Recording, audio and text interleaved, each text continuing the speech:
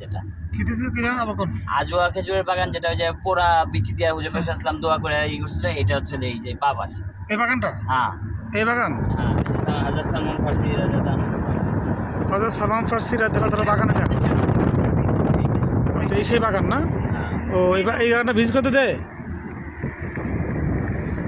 আবার ইতিহাসটা বলুন, বাগানটা দেখলাম, বলুন তো ইতিহাসটা আমাদের ভাই।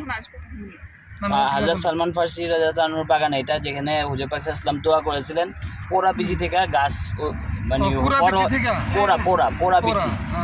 যে ওনার যে স্পন্সর ছিল, ওনার যে মালিক ছিল, ও বলেছিল যে এই বিচি থেকে যদি গাছ উৎপন্ন কইরা তুমি যদি ফল ধরাইতে পারো, তাহলে তোমাকে আমি আমার খাদেমের ইয়ে থেকে ছাড়া দিয়ে দিব।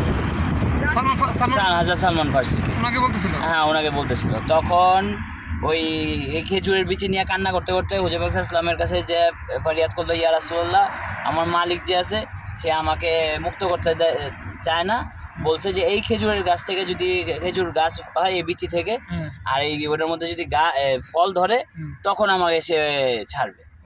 তো তখন বলছে ইয়া রাসূলুল্লাহ বলছে চলো যাওয়ার পরে তখন হুজুর পাক ইসলাম ছিলেন, আর হযরত সালমান ফার্সি ছিলেন, আর সম্ভবত সাথে হযরত মাওলানা আলী মুশফিকুর সাহেব ছিলেন।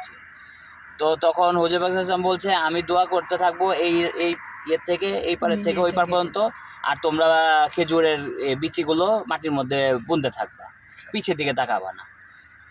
তখন বোনা শুরু করলো, হুজুর পাক সাল্লাল্লাহু আলাইহি ওয়াসাল্লাম দোয়া করতে করতে করতে এই পার থেকে ওই পার গেল, আমিন বলল, যেই ঘুরলো দেখলো যে খেজুর গাছও হয়ে গেছে, ফলও হয়ে গেছে, আর ওই পোড়া বিচি যেহেতু কালো ছিল, ওই কালোর কারণে খেজুরও কালো হয়েছে। আর এই সেই আজোয়া খেজুরের ঘটনা, যেটা আমার হুজুরের থেকে, আপনি যেহেতু কুয়েত থাকেন, আপনার কথা বিশ্বাস করলাম। আমার হুজুরের থেকে শুনছি। আলহামদুলিল্লাহ। আম্মা